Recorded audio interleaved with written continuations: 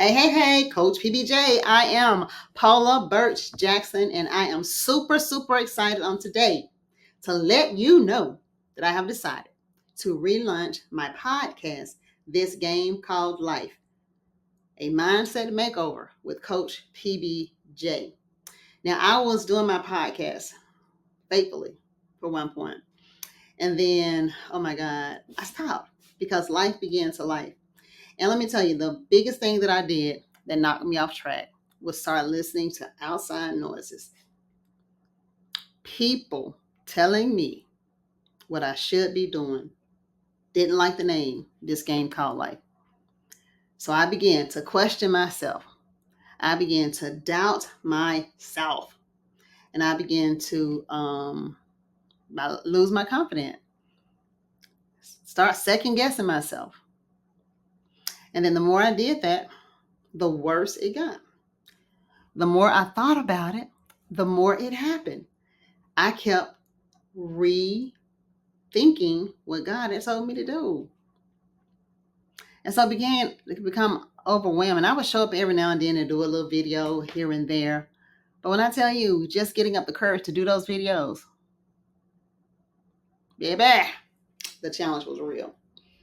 So as I'm going through this journey, I shared a video that I was watching a reel of this little girl running from her shadow. And as I'm watching the shadow, I get this revelation that this little girl is symbolic of all of us people, human beings, that we all have shadows in our lives, the darker side of us that we don't want to share with the world, the darker side of us that we want to suppress and pretend like it's not there. And I shared on this video that one of my shadows that I struggle with was anger. And I talked about how I had a couple of outbursts with people and went from zeros to 100. And then I began to ask myself the question, girl, why are you acting like that? Why are you showing up like that? Why did you interpret that way? Why did you hear it that way? And so as I began to do what I now call the shadow work, stuff just began to just unravel. And I had to, like I said, really just do the work for myself. And so I began to pray, okay, God, how did I get here? And a few weeks ago, maybe about 6 weeks ago, I had a revelation to share my prayers. And I began to pray morning and night and type them up and type my prayers out and share them on social media, and got a lot of great feedback. Grateful to know that those prayers were really helping people. And so a lot of days people would share with me that I was talking to them, that prayer was for them. And I'm glad that you were able to benefit from it. But baby, those prayers were for me. And I am continuing to pray. But again, my assignment was just for 30 days. And I was faithful to the 30-day morning and night prayer. And I'm so glad I did, because during that prayer time, that intentional prayer time, I got a lot of downloads, a lot of revelations, a lot of scales began to fall off of my eyes. And I began to see myself falling into places and situations that I had no business being. But I was in such a vulnerable and dark place, this place of self doubt, this place of limiting beliefs, this place of fear, this place of hurt, these places of shame and insecurity, that I began to think and to feel as if I was not enough. And like I said, the self doubt was real. And so I had to pause and really start asking myself, Paula, why is it that you continue to look outside of yourself when everything that you need, God has already placed inside of yourself? I remember several years ago, 2011, I was going through a really dark place at my job at that time with CDC, where some people had schemed. They had came up with a whole story, a whole lie to get me out of my job. Well, thank God it didn't work. Their plan did not work. As a matter of fact, their plan backfired. But that place, it had me in a place of like, what? Because sometimes you're just trying to do the best you can. You're trying to survive in this game called life, and people coming at you without a reason. This is right not long after I lost my husband. I'm a single mama, and y'all trying to get me fired, moved out of my position. But why? Whew. But I got a phone call from this guy, Eddie Sheffield, and he says, "Woman of God, you have forgotten who you are." And so that came back to me over these last 30 days. That happened in 2011. But that whole conversation came back to me recently. Woman of God, you have forgotten who you are. And so I had to tap into that holy of holy place, should you say, get on my face and just start saying, God, what is going on? And that really required some self-reflection. It required me to look inside of myself to find out, Paula, what is really going on with you?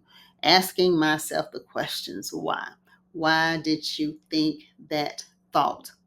Why did you interpret that situation that way? Why did you give that meaning to that situation? Because you do understand, we give meaning to the things that happens in our lives. We give meanings to the experiences that we have. And we have to ask ourselves, why did I decide to think a negative thought? Why did I look for the good? After all, Philippians says, think on these things, whatsoever thing is good, lovely, of good report. Why am I always thinking on stuff that you know ain't true? Negative. That's not bringing you joy. That's not bringing you happiness. Why are you stuck on that? And now you've been over in that place so long. Now you're doubting yourself. Now you're not believing yourself. And that's where I actually found myself. And so I will continue to do posts and I will continue every now and then to show up on the video. But I really just had to do the work and I just did not know how much work I needed to do. So when I was watching the video of this little girl running and chasing her shadows, God revealed to me that we all have shadows. We all have dark sides. We all have those parts of ourselves that we suppress, those parts of us that the world has made to believe that we should not have those emotions. For example, anger. And I remember being angry as a child. What? You better not tell my mama you angry. You better not fall out on that floor because she gonna get your tail. Where you fall out at, mama say she gonna get you at. And so rather than learning how to deal with my anger, because we have a right to feel how we feel, but we have to learn how to mitigate it, how to work through it and not let it take us out. The Bible even says, be angry, but sin not.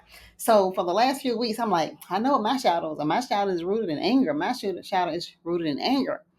And so I believe that until this past week.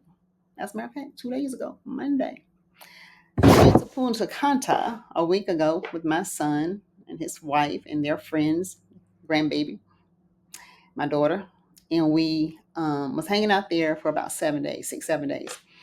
And it was so refreshing to be sitting by that beautiful blue water and that sand in the sun and just really breathing and doing some meditative work and doing some introspective work, looking at myself and seeing why and evaluating why I thought the way I thought, why I was showing up in the world the way I am, and not even to outside people because everybody else don't see what's going on.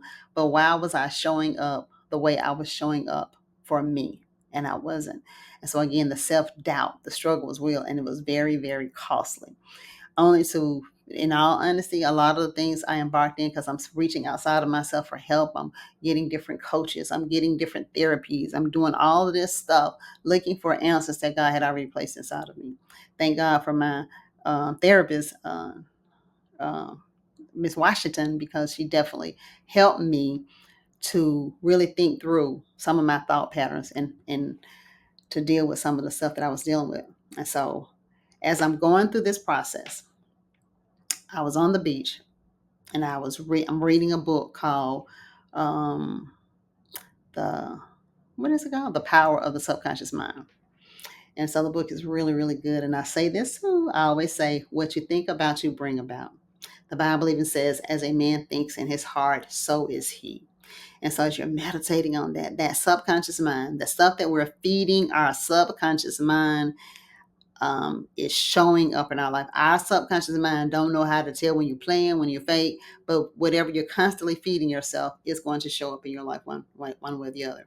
And so the Bible says that the power of life and death is in your tongue. And so we have to be careful what we say. We have to be careful what we think because those things become our reality. And so the book kind of affirms or confirms that idea that our thoughts control our outcomes, that we are creating the experiences that we're having based on how we're thinking, based on what we're saying.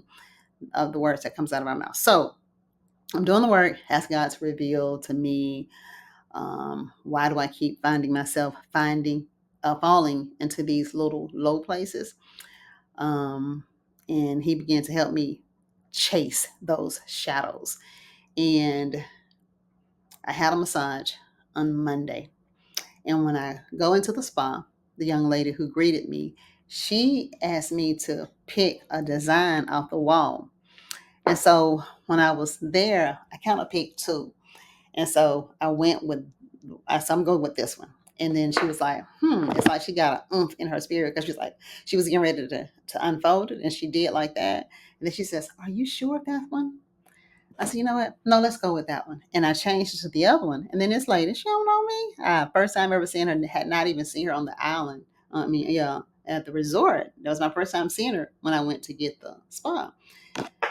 So she says, I think this one is more for you. I think this one is more for you. You don't know me, girl. But I flipped the thing over, and the word that was on there was bitterness. And then it had an explanation of how bitterness shows up in your life and what it does when it's left undealt with. And she says, yeah. And I was like, never would have thought that I was bitter. Never would have thought that I had some bitterness in my heart. But as soon as she said it, it resonated with me. It was like, you see, anger was the root, but bitterness is the seed. And out of bitterness flows several other shadows of branches that, if left unchecked, they begin to cause you to be something other than who you really are. And you're no longer showing up as your authentic self. And anytime we're not living out our truth, it began to cause us to feel the way I had been feeling these last few months. Self-doubting myself, insecure, running from my shadows, running from myself. And to convince myself that I was okay, like I said, I would show up every now and then, do a post. I'll show up and I'll do a live video. But on the inside, I was really struggling, sometimes just to get out of the bed. So this past week, going to Punta Cana was a game changer for me. Sitting on that beach, allowing myself to just take in all of nature and just to really reflect and look at Paula. And that is something that I do well, looking at myself, owning my own stuff. But that was a dark spot that I did not see, and that was bitterness. And so I'm going to pull up what that definition was that I got. Because after the lady gave me that whole revelation, I decided to go back to my room and just really focus on bitterness and start doing some research on bitterness. And so the definitions from bitterness, it says bitterness is a shadow that can silently grow within us, stemming from unresolved pain, betrayal, or disappointment. It can darken our hearts and affect our outlook on life, relationships, and our own self-worth. That's where I was, y'all. The definition of bitterness is a deep-seated resentment and lingering anger towards a person, a situation, or even yourself. It often arises from unmet expectations, perceived injustices, or continuous emotional pain. And so there you have it. My shadow is bitterness. And out of the bitterness, anger flows. Out of the bitterness, fear flows. Out of the bitterness, insecurity flows. Yeah.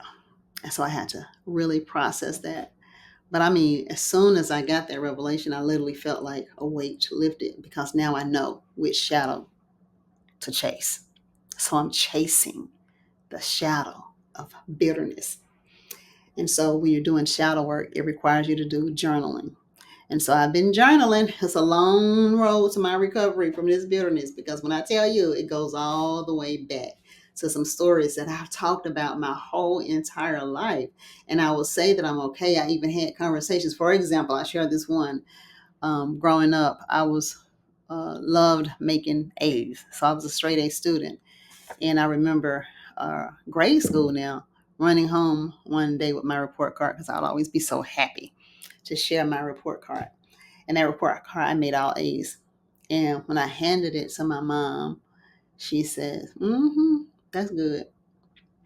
Then my older sister came home. Now, I used to get on her nerve because I'm ready to share my report card, and she really don't want mom to know we got report cards that day. And so mom asked for her report card, and she not do so well, her not do so good, but she did manage to get 1A.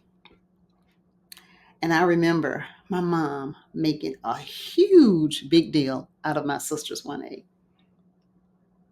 Now, in my grade school mind, I didn't understand that. How are we gonna celebrate? Because we even got to go out to dinner. She took us out to eat to celebrate my sister's 1A. And it didn't make sense. I couldn't process that. I couldn't wrap my brain around why we celebrate her one when I got 6. It didn't make sense to me then.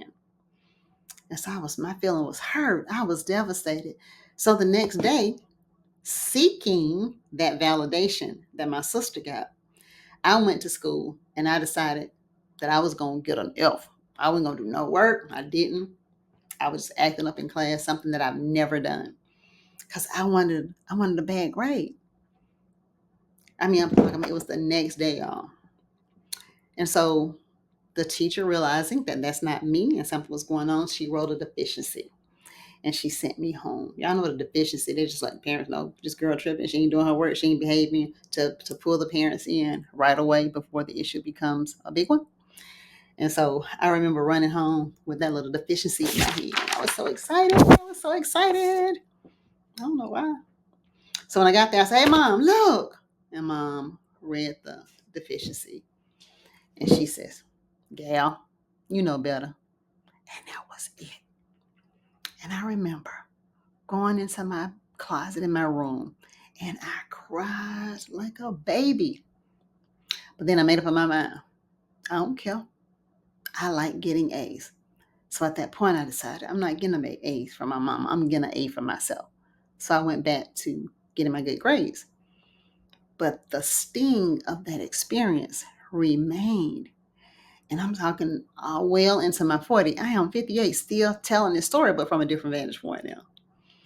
So I remember around 40, I went to my mom and I explained to her how that hurt me and how I had all this anger, which was really bitterness, in my heart because of that situation.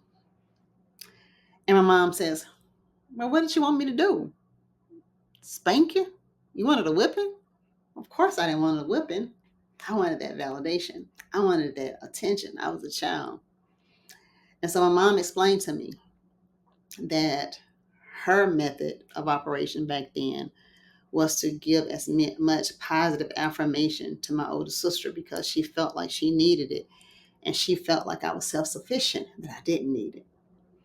And so she apologized because that was not her intent. And of course, being a parent now, I do understand that. And so you have to make conscious decisions to do something differently or to make sure that if whatever your parenting style is, just make sure that you don't overlook the one that's self-sufficient. And so I was glad that we had that conversation and I was able to move past that. So again, when I tell the story, I tell it a little different. But even on this weekend, I realized that was still a little bitterness in my heart that I had to let go. And so I ain't tripping about that no more. But that's an example of how we were trained to, how we build up these shadows because we carry stuff for years and years and years. And it wasn't until I was in my 40 that I decided to have that conversation with my mom. So So, what are the causes of bitterness? It is unresolved hurt. We have these past wounds, like the example I just gave you, that have not been properly addressed to heal. And I like to say it like this: we have an open cut and we put a band aid on it when it really needs stitches.